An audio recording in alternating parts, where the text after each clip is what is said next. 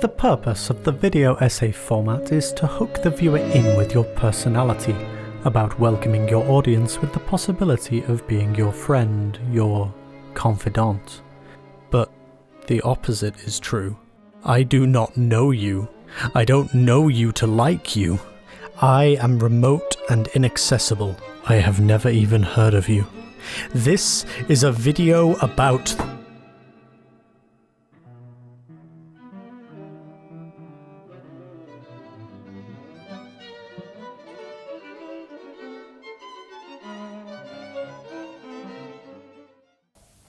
You have erred, perhaps, in attempting to put colour and life into each of your statements, instead of confining yourself to placing upon record that severe reasoning from cause to effect, which is really the only notable feature about the thing.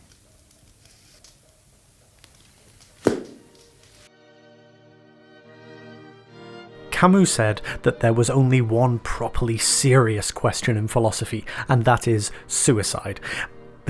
But the question of whether we should embrace annihilation is inherently tied up in the question of why we are here in the first place, the question of creation. The lingering effects of the Enlightenment and the huge advances in fundamental physics over the last 100 years have led to a popular conception of life as a rational phenomenon, explained in some way by the long chain of cause and effect that brought it into being.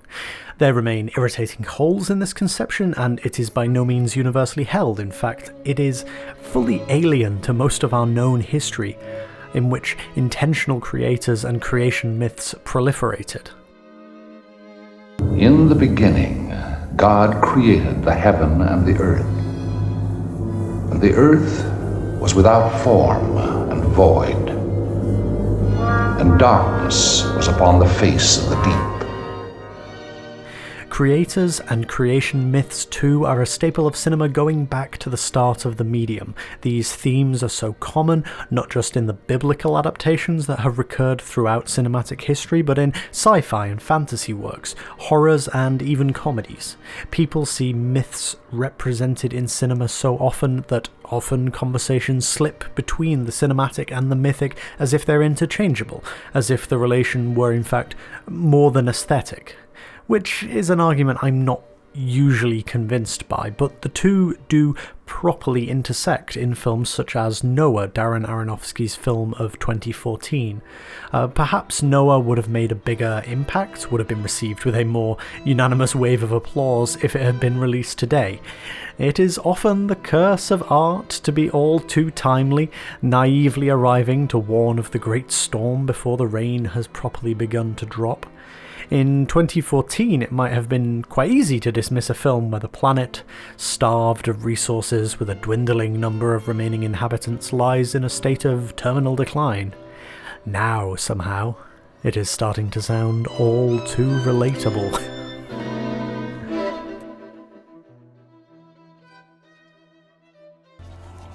I was first shown an Aronofsky movie, Pi, when I was 17. It was during a school philosophy class. For me, Noah is the culmination of a deep skepticism about the effect of modern society on the individual in Aronofsky's movies. Films like Pi and Requiem for a Dream, Black Swan, they depict people caught in the 1,000 mousetraps that make up modernity. Addiction, obsession, delusion rule the day in and around characters much like you and me. Noah moves past this point. In Noah, the end has already come. The society we are shown blossoming in the opening sequence has consumed itself and everyone who lived in it, leaving only stragglers behind in the ruins. Society progressed and progressed until it was too late. The forces in motion were too great, and the humans, human society, they were crushed by gears that continued to turn independent of human action well after they had caused the apocalypse.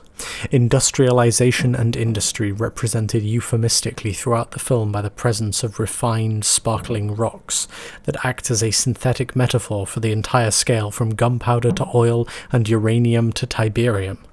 Industrialization and industry have swept through the world, consuming and being consumed, and left nothing to remain. In a flashback, we see young Methuselah, Noah's grandfather, swinging a great sword of fire before him, and the results are those of atomic warfare. Dead Earth, everything living turned to sand. Noah is implicitly living in the aftermath of nuclear winter, the aftermath of global warming, the aftermath of the complete breakdown of society. Whatever was tried has failed. All that is left is a reckoning. The world of Noah is populated by people clad in visibly modern rags, repurposed designs patched up to last. As they travel, the few ruins they see are futurist structures straight from the pages of eco-sci-fi magazines. Noah is at pains to let us know that this world is one that was invaded and colonized by our future. This is progress, but an uncritical, harmful progress that prioritizes growth and expansion over human life. People where I'm from are often taught that the Luddites, armed protesters in 19th century England who would smash textile mills, were backwards people, futilely standing against the course of history. This is true if you accept that history is written by the winners and progress is synonymous with what happened next.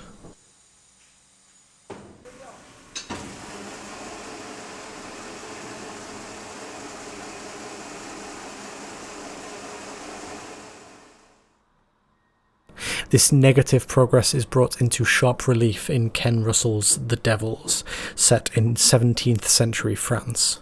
A subplot in the film concerns the attempts by the French monarchy under the direction of Cardinal Richelieu to remove the walls and battlements from the town of Loudun to be better able to centralize power in the French monarchy.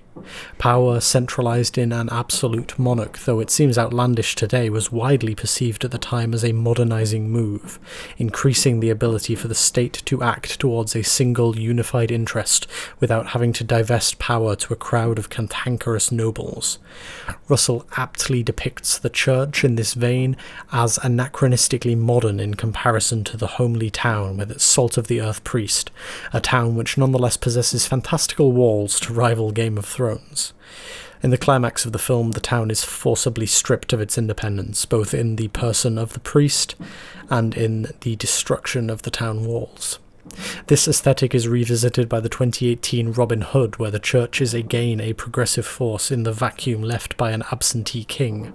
Robin Hood goes one step further and ties the machinations of the modernizing church directly to the outcomes of the political system of the modern day and age, dressing up the corrupt crusades as the Iraq War. But where both The Devils and Robin Hood are broadly optimistic movies, this malevolent force can be bravely opposed and collectively resisted. Noah is a pessimistic movie, and the title character embodies that pessimism. The descendants of Cain, ambiguously, literally inheritors of sin, carnivores and cast out from God, are many, while descendants of Seth, the third son of Adam and Eve, vegetarians and people of faith, have whittled to next to none. Noah spends much of the film considering how not being descended from Cain does not exempt him from this collective responsibility, and does not exempt his sons from sin. In Noah, humanity has a God willing to intervene, in theory if not in practice, to sort right from wrong. Even if this God's sole power is to destroy us all, he is still there. For thousands of years humanity lived under gods and religions. Only in the last 100 years have atheism, agnosticism and apathy become significant statistical contenders. The smartest people in history of all creeds and genders were undoubtedly believers, though what form that belief took often varied. So why don't we believe? Have we lost the passion to seek our Creator, to demand answers?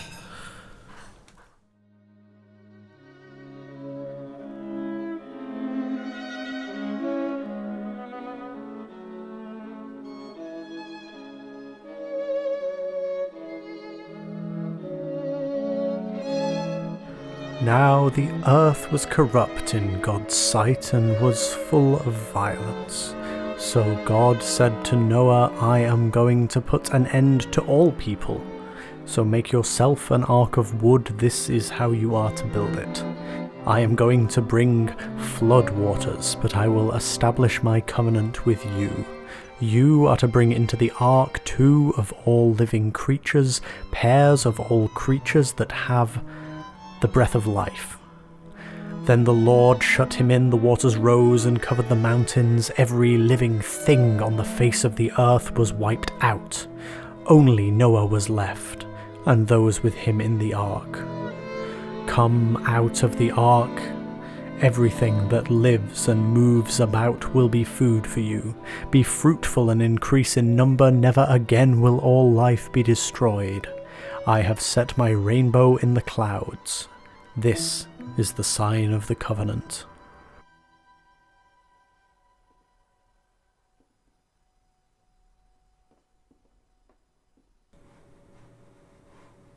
To take on a project like this video, or any artistic endeavour really, requires a certain measure of single-mindedness. You have to see the thing before it exists and endure the lengthy period in which what you've made doesn't even come close to the thing you've imagined.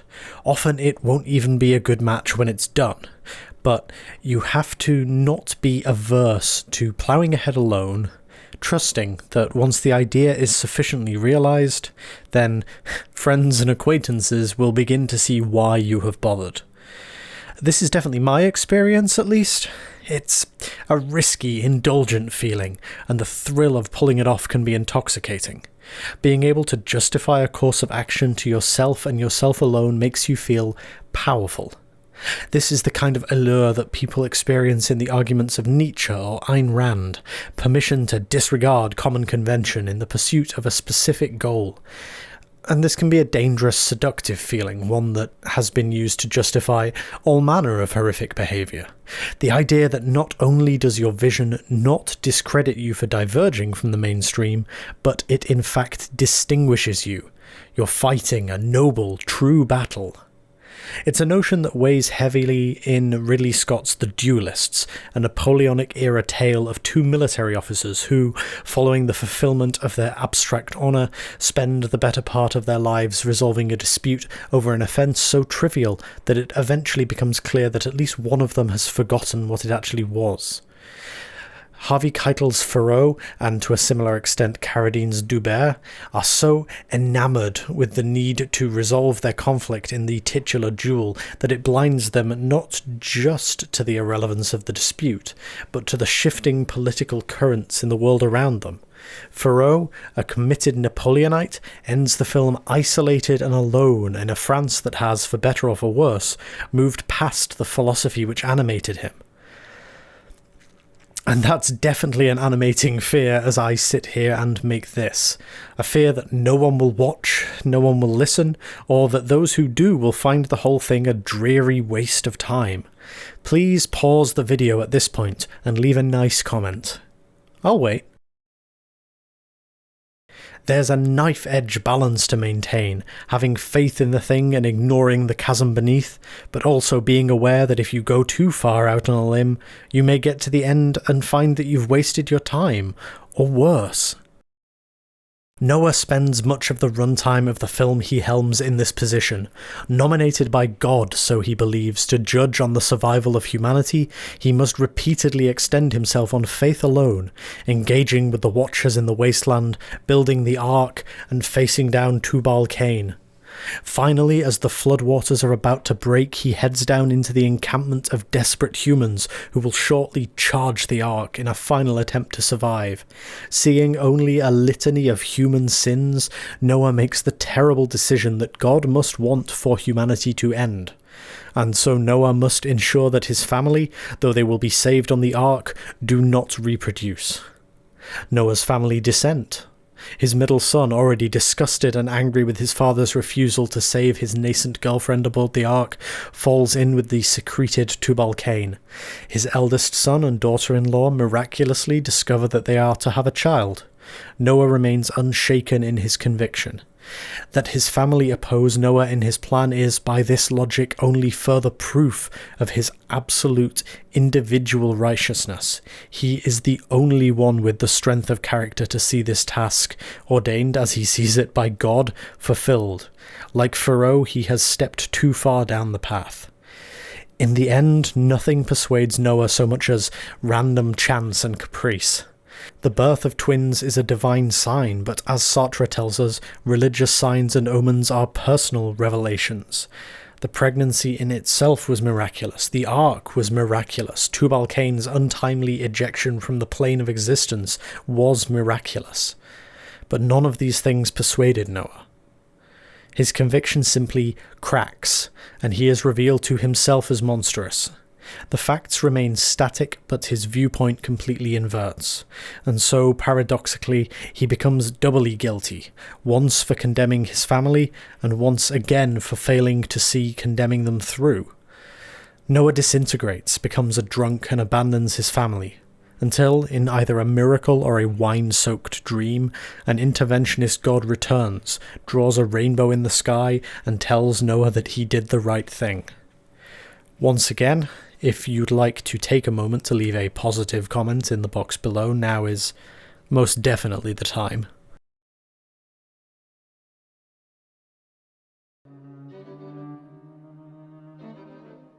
Do you ever think about nuclear winter? Growing up in the north of England in the 90s and 2000s, the fear of a nuclear apocalypse was something largely experienced through pop culture, where it clung on well after the fall of the Soviet Union as the cataclysm of choice in movies, and later on, the dirty bomb threat revived it for the War on Terror. It was only later on that I properly grappled with the otherworldly horror that scenes like this depiction from Terminator 2 were meant to evoke. A regular day interrupted by a flash, a rush of wind, the realization with just enough time to register it before a rolling wall of fire. The inevitability. Russell T Davies' Years and Years has it right. An atomic bomb detonating in the South China Sea is as immediate and vital a threat as one going off in Brighton. The doomsday machine from Dr. Strangelove does not need to be literal to be real. All that said, I'd never particularly dwelled on it, but lately I've been having nightmares. The same nightmare, not often but occasionally. It's a regular day and I'm going about my business. I pause or look up from what I'm doing or step out the door, and in the sky there is a mushroom cloud.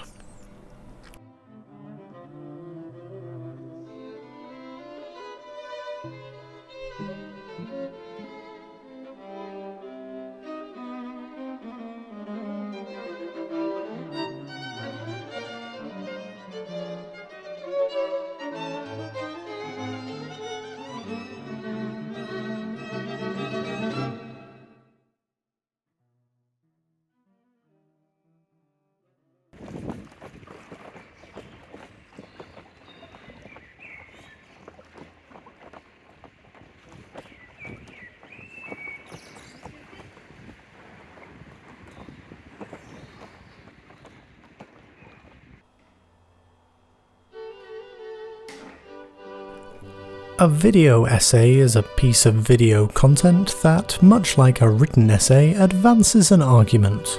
Video essays take advantage of the structure and language of film to advance their arguments. While the medium has its roots in academia, it has grown dramatically in popularity with the advent of the online video sharing platforms like YouTube and Vimeo. While most of such videos are intended for entertainment, some argue that they can have an academic purpose as well.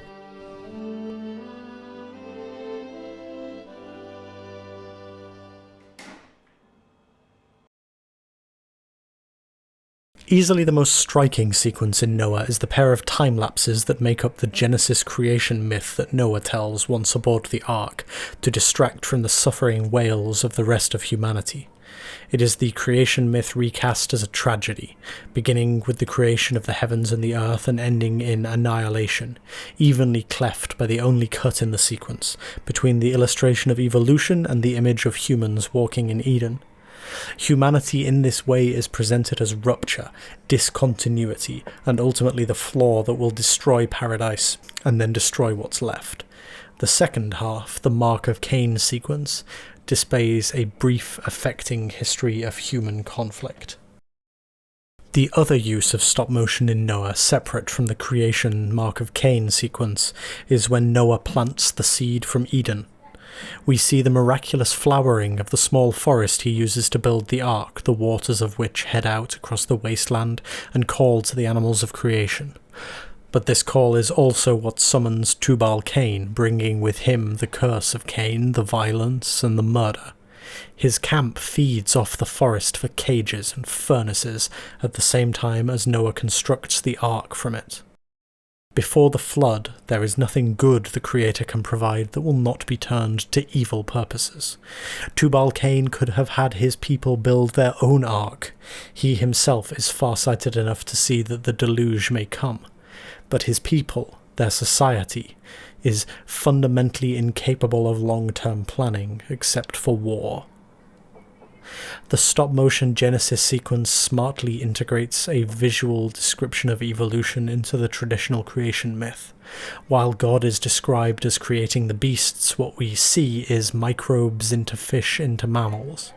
But while, as mentioned, Noah's retelling of the story introduces a rupture, a line drawn clean between beast and man, we as the audience know in real life, evolution proceeds to produce humanity from animals. We know that even saving only the animals is not sufficient. Noah's goal is doomed, even if he condemns all living humanity. Intelligent life will, in time, reassert itself. The Creator! My mind's run dry. My city withers and must be fed, and what has he done? He cursed us to struggle by the sweat of our brow to survive. Damned if I don't do everything it takes to do just that.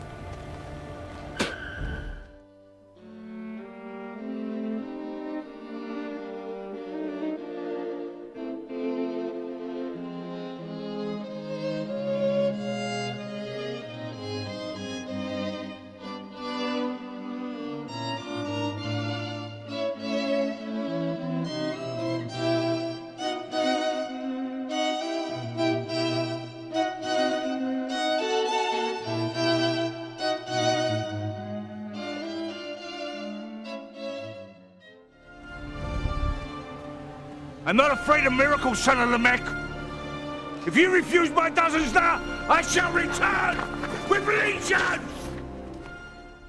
There is a theory in biblical criticism that this dichotomy between the heirs of Cain and the heirs of Seth is a later addition, an embellishment by anxious religious leaders concerned that a story in which we are all culpable for the crimes of our collective ancestors might be inopportune or unpopular. The insertion of Seth, then, of a new lineage specific to the sin-free Noah, scrubs the record clean, not just of culpability for the crimes of the world swept away, but also for participation in its talents. Tubal Cain, scarcely mentioned in the text before he is swept away by the flood, would in another telling be the father of all metalworkers, before he was unceremoniously ejected from the narrative. So it stands to reason that figuratively as well as literally in the film, Tubal Cain clings to events, clings to the route forward opened by Noah in the accurate conviction that this is the only way for him and his to pass through to the next era. His refrain, "We are alone, orphan children, cursed, to struggle by the sweat of our brow to survive. Damned if I don't do everything it takes to do just that. Damned if I don't take what I want," is ultimately accurate. There is no godly salvation available for Tubal Cain. One of the most haunting scenes in the movie is when Noah and his family sit down for a meal aboard the Ark, only to be repeatedly interrupted by the screams of the remnants of humanity, shapeless, clinging to a great peak and begging for help. Noah firmly, fanatically believes that there is no salvation available to them, and does nothing. But he believes, whether by grace or by lineage, there is salvation possible for Noah. Tubal Cain's power, human power, the power of a king turned against the power of God, succeeds in getting him aboard the Ark. In this way, he is correct again. His power is formidable even in the face of God. There's the quiet, awkward implication that God might want to start humanity over again, on the proviso that they know not to challenge him. Tubal Cain repeats his mantra again to Ham, whose defining character trait is lack of getting what he wants, lack of indulgence to his masculinity. This defiance, this refusal to stick to your station, is symbolized in the hammer Tubal Cain presents him with as a present. In the text, the mark of Cain, which we have been liberated from by descendants from Seth, is replaced with the curse of Ham, ambiguous, historically a vessel for the worst excesses of racism and cruelty. We can't excuse ourselves, however much we want to, from collective responsibility for all of our crimes against the world around us. Ultimately, all of us have more in common with Tubal Cain than with Noah.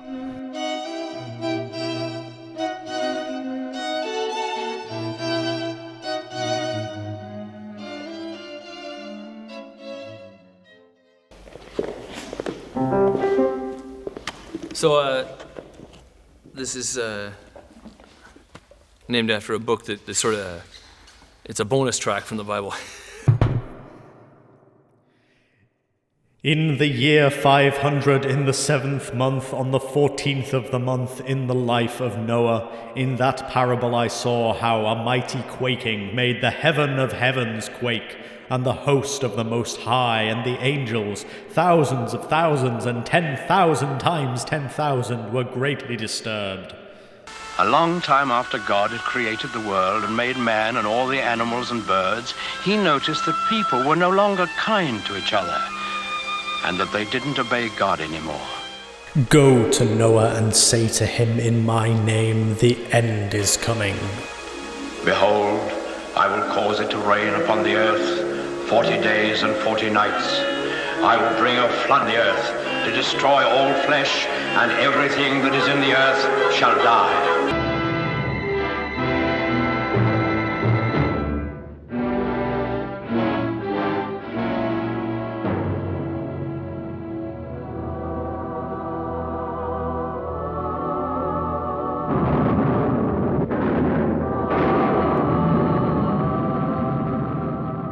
Teach the righteous one what he should do, the son of Lamech, how he might preserve himself alive and escape forever. From him a plant will be planted, and his seed will endure for all the generations. Then he shut the big door behind him, and he bolted it so that no one could get. Then there was a flash of lightning, and the thunder roared as it never had before.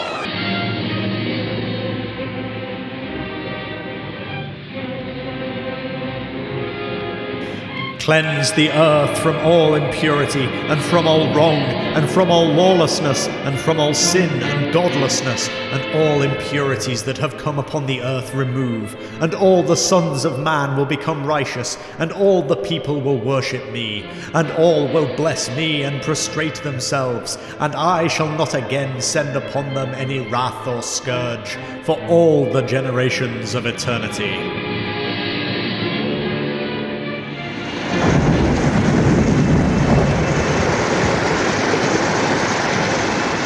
The waters prevailed, and all the high hills were covered.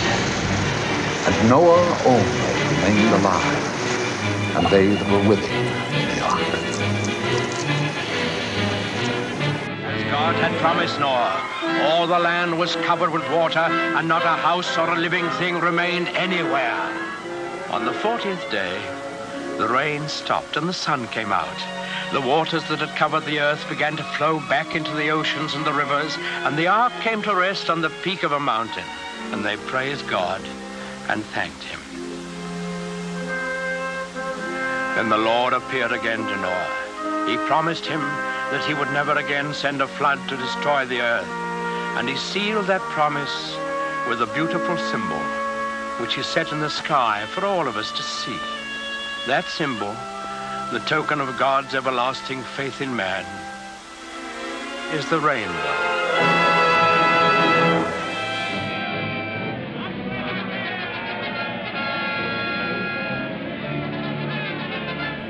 Henceforth I shall not do so to all who dwell on the earth, and I will set a sign in heaven, and it will be faithfulness between me and them forever, as long as heaven is above the earth.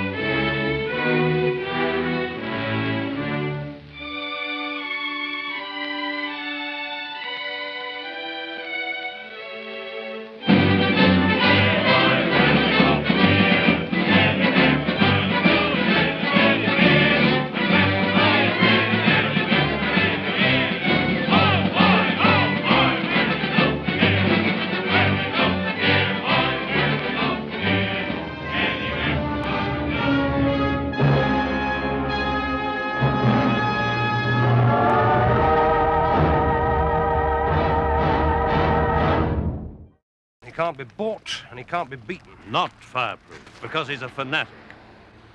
I may have behaved like a soft dolt, the very archetype of a flabby Western liberal, but I'd rather be my kind of fool than his. One day, that lack of moderation will be Carla's downfall.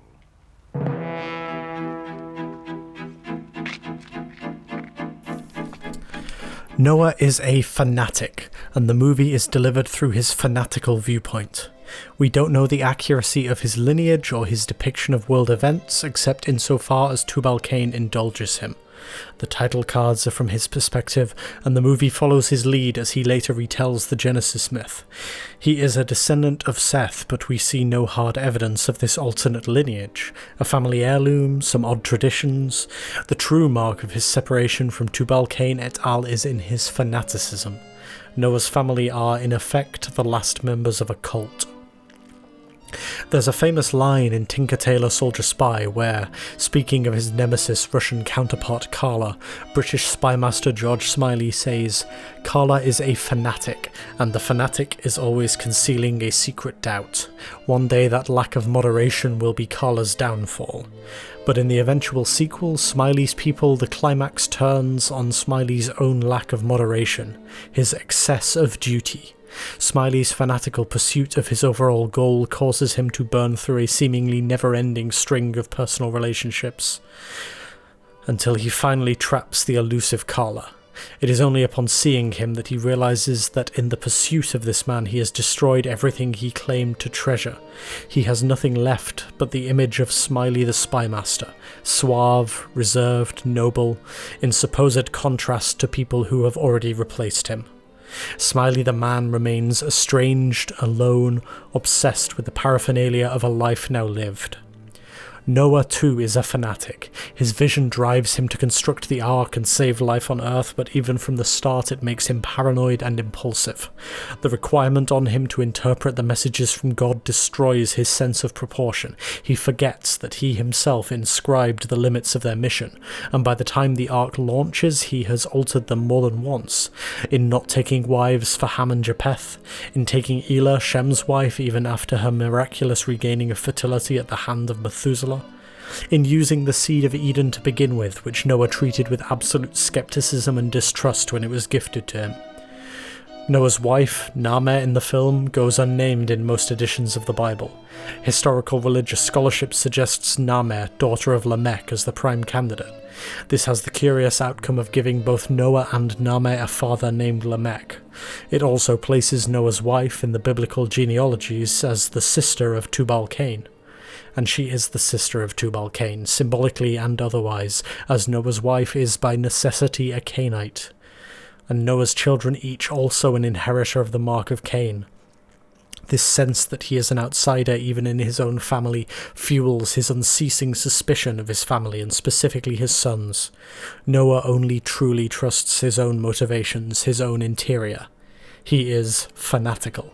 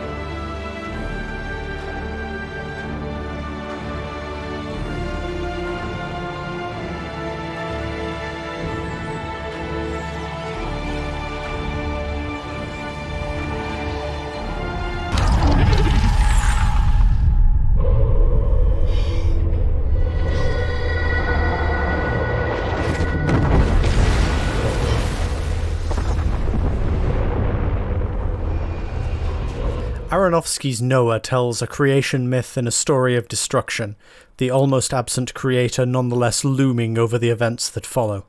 An absent creator looms too over Ridley Scott's Prometheus, a far more cynical story that is nonetheless all about creators and creation. Ridley Scott is one of the most prolific living blockbuster directors, competing with Spielberg and Scorsese as a director capable of tackling big concepts and big ideas while still drawing in the punters. His first 3 films as director were The Duelists, Alien, and Blade Runner. One of his lesser financial successes, though it was by no means a failure, was Prometheus, his 2012 follow-up to Alien that seemed to almost actively resent that association. Prometheus was pilloried for its acerbic misanthropic story about a spaceship full of people ultimately too self-absorbed to live. I've often described it in conversation as Final Space Destination, for the way in which the unceasingly arrogant characters meet telegraphed ironic demises. But Prometheus, in addition to being a sequel to Alien, also serves as a thematic sequel to Blade Runner. Prometheus introduces us to the character of David, the synthetic human, who evidently fascinates Scott to the extent that the sequel, Alien Covenant, retains only his character from the earlier film. Blade Runner was a story about created people seeking their maker to ask for more life. Prometheus is a story about a created person trapped under the thumb of his creator, the creator's jealousy over his creator's strength and longevity immediately evident. In Blade Runner, the synths, hunted by Harrison Ford's titular Blade Runner, seek their own creator to ask for more time, and Roy Batty is horrified to find him a petty, pseudo-intellectual human with nothing to offer him. As well, Prometheus reflects Noah in many ways, where Noah's creator now shuns his creations. Prometheus's engineers are physically and emotionally as distant as possible. Their creations seek them out to kill or be killed by them, and the cycle is repeated with humanity's own creations of life in the synths. If Noah is a film about the unknowable inhumanity of a distant creator, Prometheus is a film about knowing your creator to be all too human.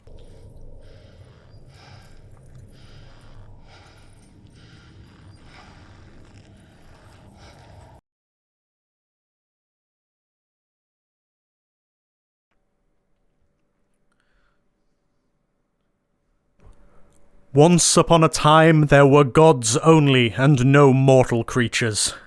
The gods fashioned them out of earth and fire in the interior of the earth. Prometheus found that man was naked and barefoot. Prometheus, not knowing how he could devise his salvation, stole the mechanical arts and gave them to man. Thus man had the wisdom necessary for the support of life, although political wisdom he had not, for that was in the keeping of Zeus. But he carried off Hephaestus's art of working by fire, and also Athena's tools of war, and gave them to man. And in this way man was supplied with the means of life, and Prometheus was punished. What is that on your feet? Converse All-Stars, vintage 2004. Don't turn your face up like that. I know you want some. All you gotta do is ask. No, thank you very much. There is what you might call a twist in the plot of the movie I, Robot, directed by Alex Proyas. It's not especially subtle, it's the crux of the entire plot, but it's there. All the way through we are told that the robots are open books, pure automata, nothing more than machines. Of course, we're primed to expect otherwise, and the ghost of the robot's creator, their Tyrell, loiters around in archival footage, making ambiguous and ominous statements about potential future consciousnesses. One day they'll have secrets. One day they'll have dreams. That twist, so slight as to barely be a twist at all, is that it's true. They do have secrets, they do have dreams. The robot with a secret is of course the one the size of a house suspended from the middle of a skyscraper, and the secret is a murderous desire to kill Will Smith. But still, the point is there.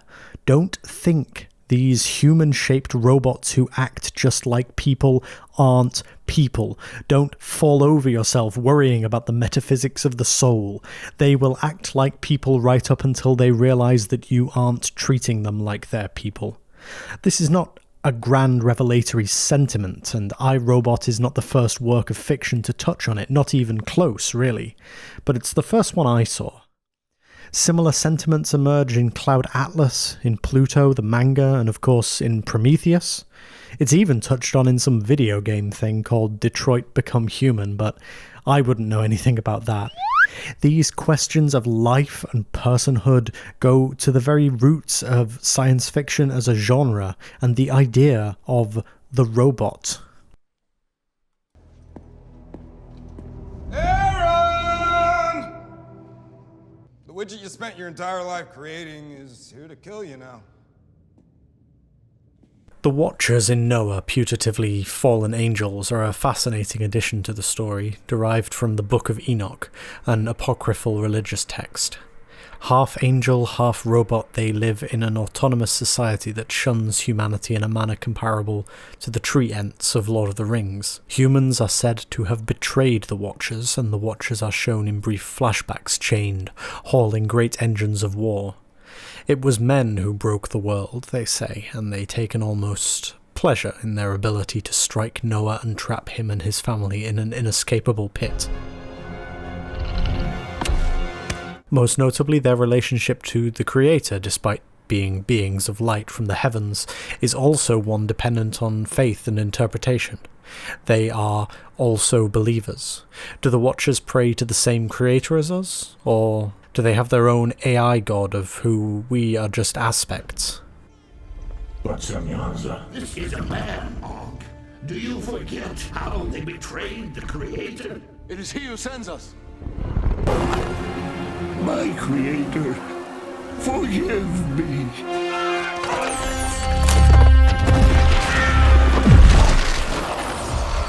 Their death's great explosive ascensions bring to mind the rapture, as well as nightmares of nuclear-fueled vehicles, tying them again to those shining fuel rocks, and perhaps to the great shining crucifixes that accompany death in Evangelion.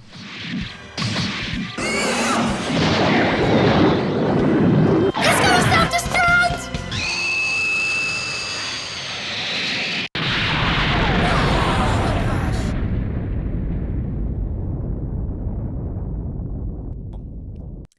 This is the role of David among the humans in Prometheus, with the exception that he is far from unique among the cast in being subservient to Wayland.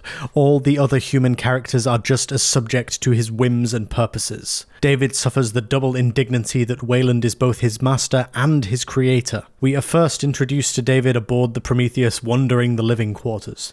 The human crew having been placed in stasis for travel, he has been living alone aboard the great vessel, occasionally nosing into the crew's dreams and otherwise learning languages and, crucially, watching movies.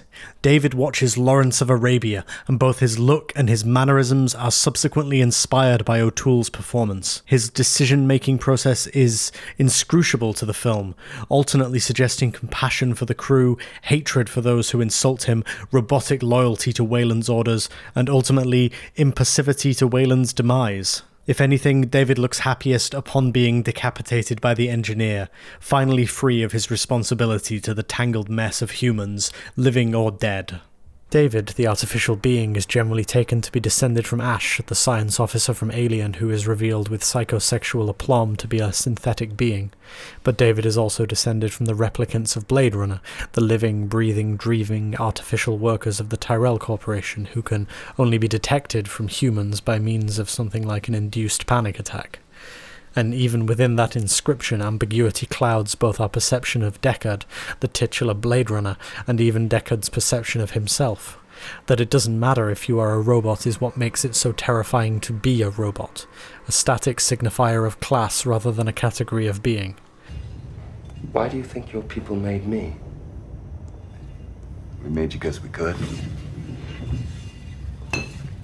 Can you imagine how disappointing it would be for you to hear the same thing from your creator?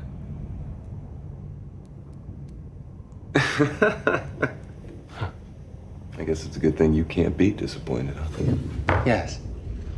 Holloway mocks David's suggestion that, like how humanity made him, the engineers may have made humanity just cause.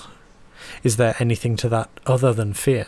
The AI botherers of our age perceived a robot so artificially capable that it would be able to look back through time and punish those who, knowing of its possibility, did not act to bring it into being. The creation passes into being the creator. It's suggested that the ultimate flaw with David, from Wayland's point of view, was that despite being superior to a human in every possible way, he was not capable of being Wayland. It's not enough to invent God to free ourselves from existential fear, we have to invent ourselves into a God. David is familiar to Wayland, he cannot imagine that he will grant the impossible. The engineers, nameless, voiceless, found floating in space, are nothing but limitless potential. I still don't understand. How did this happen? Why couldn't we stop it with all this junk? I mean, with all this high technology.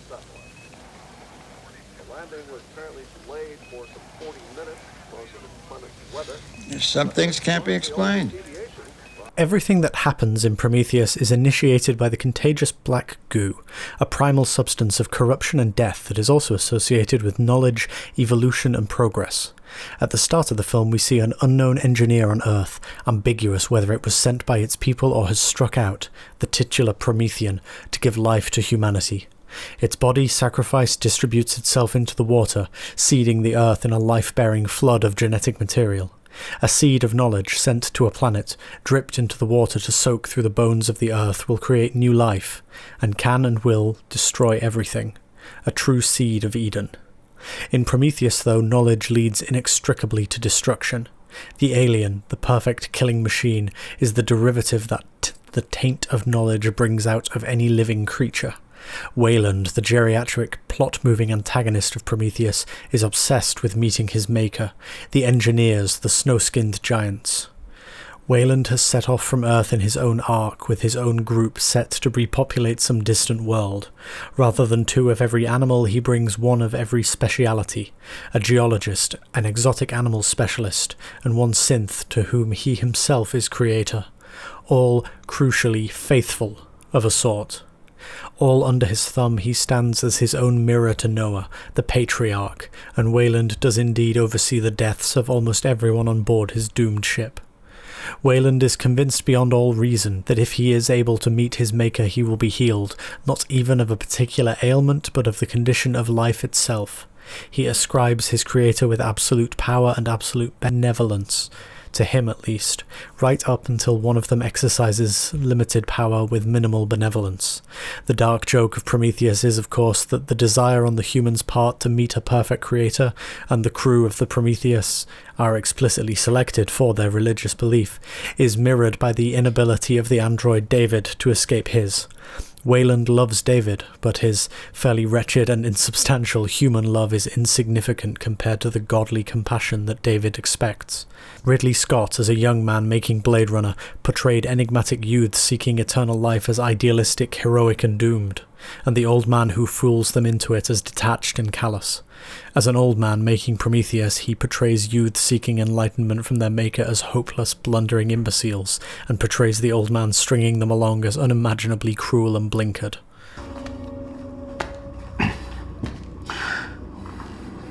Well, save me, anyway. Save you from what? Death, of course. The task, the challenge, is to imagine a future. When I was younger, we talked about the end of history, the horror, a la The Matrix, of a world where all the big questions were settled and resolved with technological precision, an infinite bland expanse, the desert of the real. But in actual fact, this was an illusion, and behind the illusion wasn't a world which could be changed. Instead, we have a world which changes of its own accord, the motion of impending impact over and over. They made lots of films about that too. No bomb, no flash, just warmer summers and worse governments.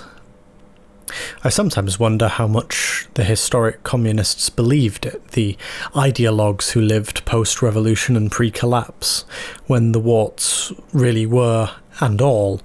Did they look at the Soviet government of the 1970s and 1980s and think it really was the vehicle through which global freedom could be won? I don't know. It's impossible to imagine from here. Noah is a vision of the future. Prometheus is a vision of the past.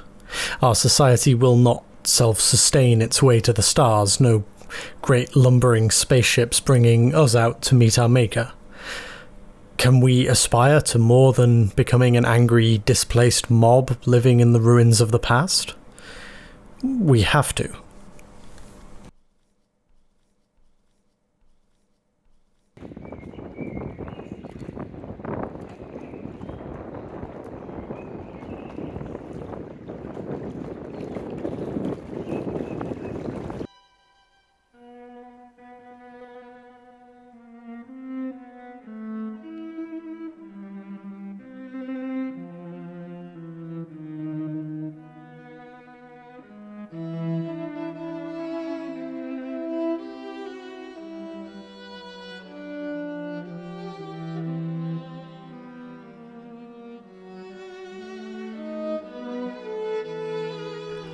Monarch of gods and demons and all spirits but one, who throng those bright and rolling worlds which thou and I alone of living things behold with sleepless eyes, regard this earth made multitudinous with thy slaves, whom thou requitest for knee-worship, prayer and praise and toil, and hecatombs of broken hearts with fear and self-contempt and barren hope, whilst me, who am thy foe, eyeless in hate, hast thou made reign and triumph to thy scorn, o'er mine own misery and thy vain revenge.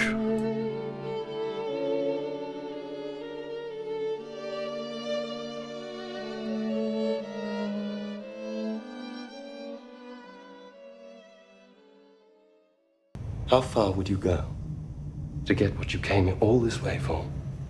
Your answers. What would you be willing to do? Anything and everything.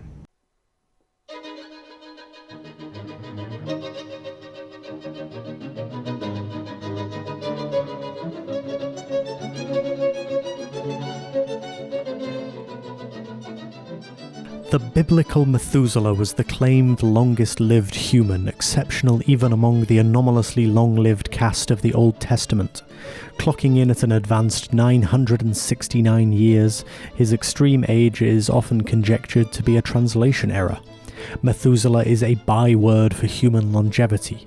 Methuselah in Noah, played with a casual gravity by Anthony Hopkins, is shown to have been a great warrior who defended his holy mountain single-handedly against an army of men and watchers alike by wielding the great flaming sword given to Adam on leaving the Garden of Eden, paradise on earth. Methuselah's reward in this way is apparently that he has been made effectively immortal and as close to a direct agent of God's will as the film portrays. Wayland is the Methuselan character of Prometheus, the patriarch extended well beyond his natural lifetime.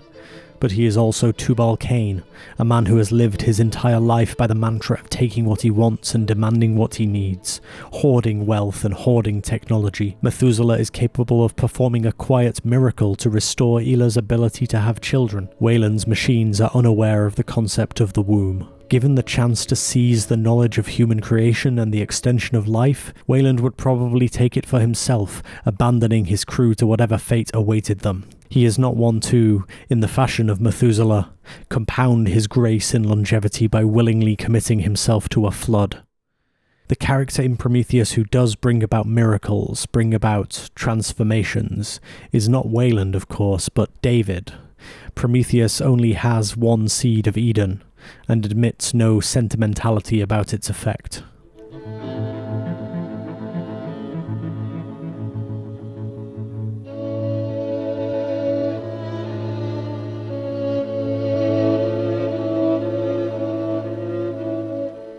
The Holy Mountain, Alejandro Jodorowsky's masterpiece, tells the story of a string of characters who are assembled by a shady alchemist and given a quest to discover the secret of their creation, the secret of alchemy. The quest is personal as well as physical, each person having to symbolically destroy themselves in order to undertake the journey. At the climax of the film, they ascend the titular mountain and discover the truth of their creation. It is a film. Zumba camera.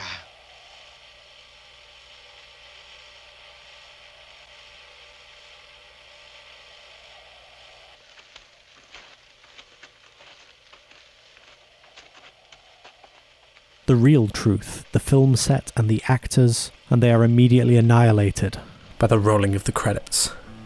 A mountain and a tomb. Prometheus is set within a proverbial Olympus long since left to ruin.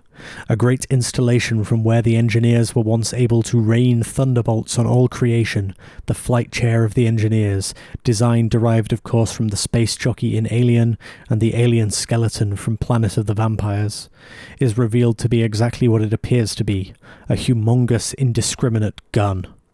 The crew ascend this mountain to its upper chambers, but within find no truth, only a monument to death and the dead bodies of those who built it. To find the actually existing engineers, they must descend. This mountain also only contains annihilation. This ain't their home. It's an installation. Maybe even military. And they put it out here in the middle of nowhere because they're not stupid enough to make weapons of mass destruction on their own doorstep. This is the quest of Roy Batty as farce, scaling the inscrutable skyscrapers of those who made us to demand an answer, to demand more life, convinced of the only thing that makes sense, that your creator will love you on sight and be concerned only with your preservation. Roy Batty puts out the eyes of the false god he finds atop his mountain.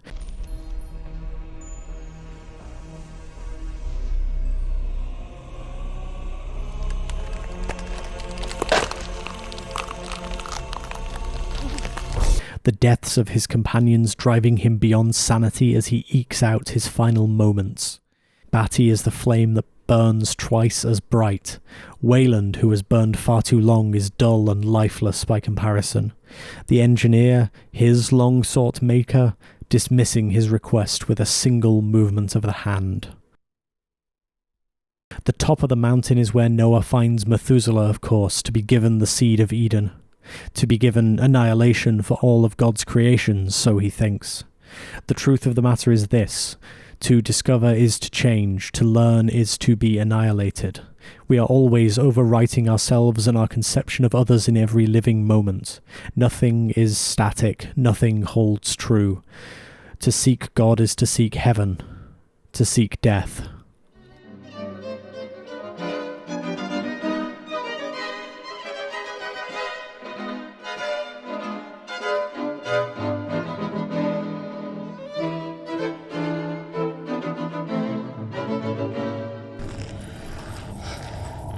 Even after all this, you still believe, don't you?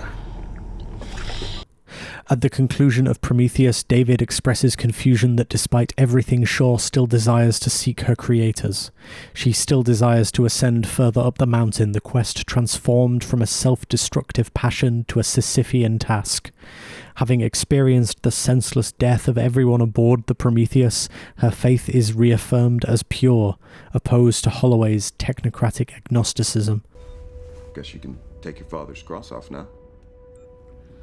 Why would I want to do that? Because they made us. And who made them? We'll never know. But here's what we do know. Is that there is nothing special about the creation of life. Right? Anybody can do it. The act of creation mastered by humans needs no longer to be attributable to God. Together they can seek their creators with clear vision.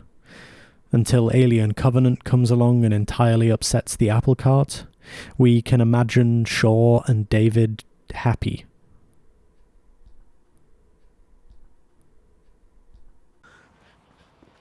We would like in our actions that we would take as leaps of faith to know that we're at least well informed, if not expert.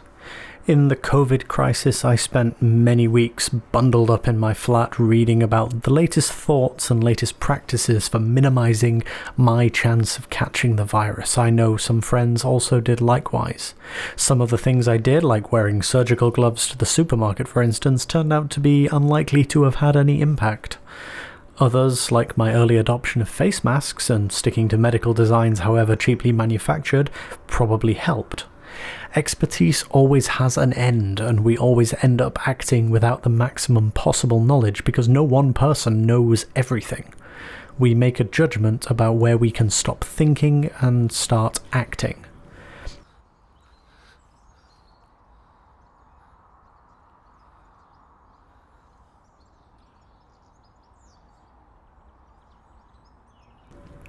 Prometheus is full of characters who act too soon, move too soon, touch things they should not, and suffer the consequences. They engage in the whole endeavour without knowing Wayland's plan. Even once they're aware of the rough outline, they slowly have to discover the full extent of it. But still they act, and in the climax of the film, Shaw persuades Janek that, despite knowing very little about the engineers and their motivations, preventing the awakened engineer from heading for Earth is of absolutely critical importance.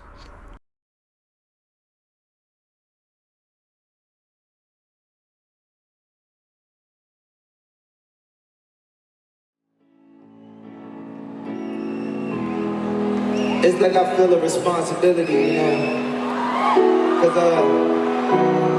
I couldn't choose this career, I couldn't choose this life. Y'all had to choose it for me.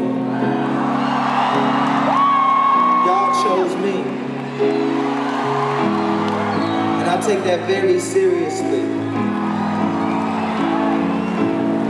Even when y'all don't understand what I'm doing sometimes, or the music I make sometimes. Like when I made 808s and people didn't really understand that at first. Or when I made New Slaves and people didn't really understand that at first. I just take that responsibility very seriously, you know, to innovate and not imitate. Demonstrate that all limits is fake. Wait. I'm gonna say it tonight. You are now watching the greatest living rock star on the planet. Kanye West is the greatest living rock star. Over his 10 released studio albums, his genius in the production of music is reiterated over and over again. When he was rapidly becoming a respected producer, he demanded to do rap. When he was top of the world in rap, he released an album of auto-tuned singing, and after making an epic near-concept album soaked in theatricality, he released a furious album of stomping beats. He has infamously made and never released multiple albums, some of which have gotten so far as to have singles released, dates announced, and album art created. He is iconic, unstable, offensive. His drive to engage with anything and everything on his own terms alone causes him to increasingly regularly veer off the piste of acceptability, not in the fashion of a shock comedian, though it's safe to assume that he likes getting a rise out of people, but often he's simply wrong, via the study of the autodidact or just by the wildly distorted perspective of a now billionaire. And to be a billionaire is a disgrace in itself. But what gives Kanye enduring appeal over someone comparable in self-promotion and ignorance, like, say, Elon Musk, is the deeply vulnerable, deeply discontented humanity of it all. Even when it's all scripted, even when he's waist-deep in the hyper-real world of the Kardashians, even if we accept that even the craziest tweet is partly the product of PR managers and press officers and a cultivated image, Kanye moves first and evaluates later. He's not unique in this. Miley Cyrus has a similar appeal, straddling the invisible line between manufacture and impulse. But Kanye's self-promotion, self-belief, and self-achievement, combined with his grandiose, baroque, artistic sensibilities, are, to me at least, an enthralling mix. Kanye's magnum opus, the song Runaway, is an operatic extended musing on his own failures, in relationships, in life, that descends by the climax of the song into an incoherent mumbling, distorted by auto-tune beyond recognition, fragments of the earlier lyrics almost coming to the surface, then drifting away. It's the culmination of the 8-minute song's themes of struggling to communicate and struggling against compulsive behaviour. In the subsequent track, Blame Game, this will descend into recrimination and regret. The things easiest to clarify, those born of misery and spite, mirrored ultimately by a climax to that song, which is a petty, misogynistic spoken word sketch. But that descent into static, into the impossibility of communicating, will always matter to me. And in his way, Kanye, who went from the greatest to the most hated, bears similarity to another widely despised pop culture figure, Alan Moore's pastiche of the objectivist leanings of his friend Steve Ditko, Rorschach. Watchmen's Rorschach is the fine point on the end of that book's effortless skewer of the idea of the superhero. A right-wing fanatic comes straight down from Ruby Ridge, obsessed with intrigue and powerful figures, keeping copious notes of the decay of society around him, and yet set among the other miserable, compromised figures of Watchmen, the bean-eating conspiracy theorist starts to look positively heroic. His hyper-violence, while contemptible, is at least consistent with his hardline morality. Night Owl and Silk Spectre engage in it for a borderline sexual thrill, and Ozymandias' casual plan for mass death is considerably worse by any sane measure. There is much criticism of the movie version of Rorschach for making the character cool or heroic, but there isn't anything there that isn't in the book. As Alan Moore said, the most unpleasant right-wing character is Rorschach. He almost ends up the hero of the book. He's certainly the character who seems to have the most ferocious integrity. Even if his politics are completely mad, he has this ferocious moral integrity that has made him one of the most popular characters in the book. As mentioned before, Moore based Rorschach on Steve Ditko creations such as Mr. A superhero named for the first tenet of objectivism, A equals A, that explains how something, who cares. In an interview, Moore explains his admiration of Ditko the person in similar terms to that of Ditko the character. He says, with Steve Ditko, I at least felt that though Steve Ditko's political agenda was very different to mine, Steve Ditko had a political agenda, and that in some way set him above most of his contemporaries. Rorschach's ranting, his homophobia, his violence, these are not excusable qualities. He remains a wretched character up until he is summarily executed. But there remains with him this line of humanity, this line of integrity that Moore saw in Steve Ditko, and that is, to me, the appeal of Kanye West. Occasionally, one of those questions goes around that's designed to intentionally provoke.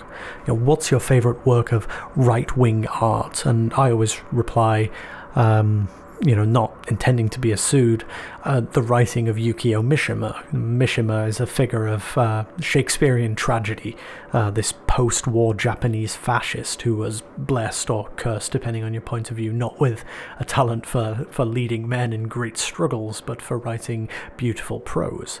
He proceeded to write acclaimed works of fiction which sublime his fascism into an intoxicating fervour that almost comes off the page, before ultimately gathering a small number of kind of these sort of crypto-military followers and attempting to stage a coup, which failed, and he took his own life after undertaking it in a very similar way to the teenage protagonist of his book, Runaway Horses. There is a through line of these individuals, two through lines in fact. One is their fanatical commitment to their ideals, to seeing their trusted task through to the end, though you have to hope that, as much time as Kanye spends running for the presidency, that's like less time that he might spend plotting a failed military coup.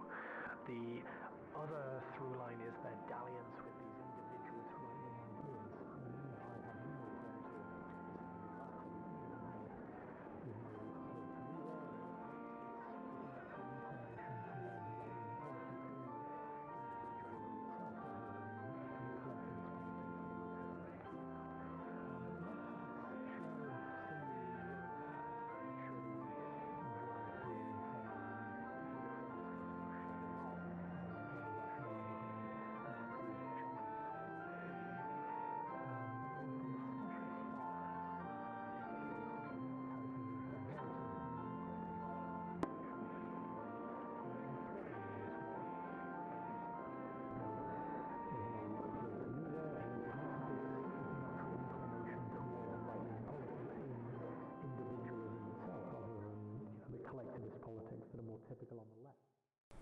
I desperately want to believe, like Noah believes, just a fraction of that faith that there is a beyond, it is attending to us, and we are not just floating on a spinning rock in a vast lifeless void.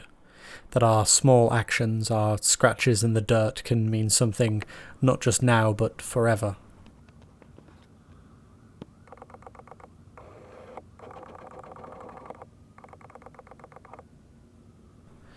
Sartre says we choose not just for ourselves but for all of humanity. Tolstoy says we are infinite, making decisions for all time. Rationally, I can see that these things are true. Rationally, I can see that we know nothing at all about our existence, and the whys and hows, and that when we close our eyes at night, or when we close our eyes in the end, anything might happen. I can lay it all out like a jigsaw. But faith comes and goes like moonlight behind clouds, and when it goes, the only thing that seems like it could possibly make sense is a mad, senseless world. Sometimes the only fitting moral to this life feels like God flipping a coin over and over again. Noah's belief is his entire world, and the entire world comes to his belief. There is an appeal in that, but it can be hard to shake the feeling that we are all much more like the protagonists in Prometheus, floating, unmoored in an improvised cosmic comedy.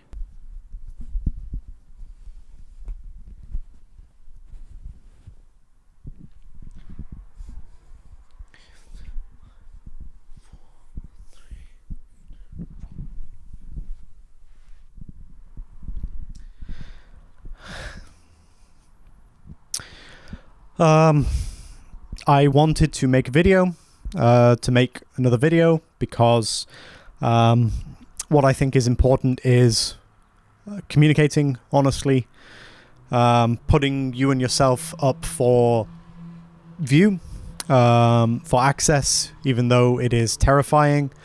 I wanted to share and explain my anxieties about the world, in the hopes that they are a comfort to your anxieties about the world. And to swell my own ego by seeing people engage with something that I made. I couldn't do this for a living, or rather I don't want to. It's too hard. Not only, as I say in the video, do you have to ignore what other people think, you also have to ignore what you think. Yeah, you're never good enough. It's never as good as you want.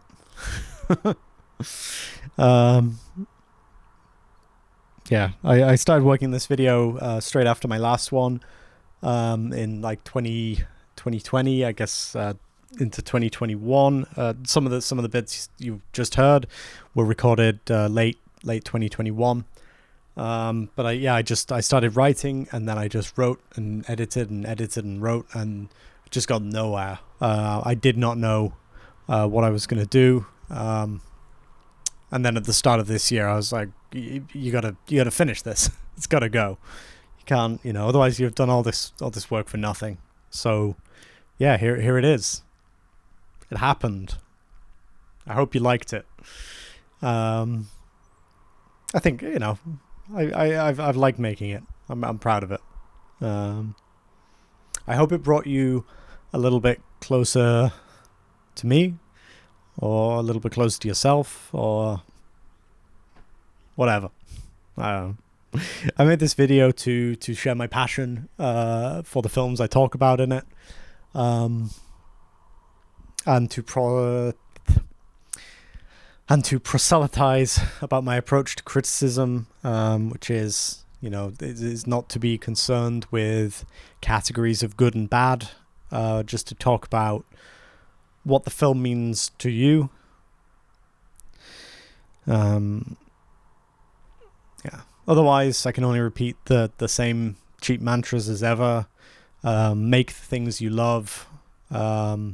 Do the things that make you feel fulfilled. Anyone can do this. And anyone can do this. be your own fanatic. At least some of the time. Cool. Done.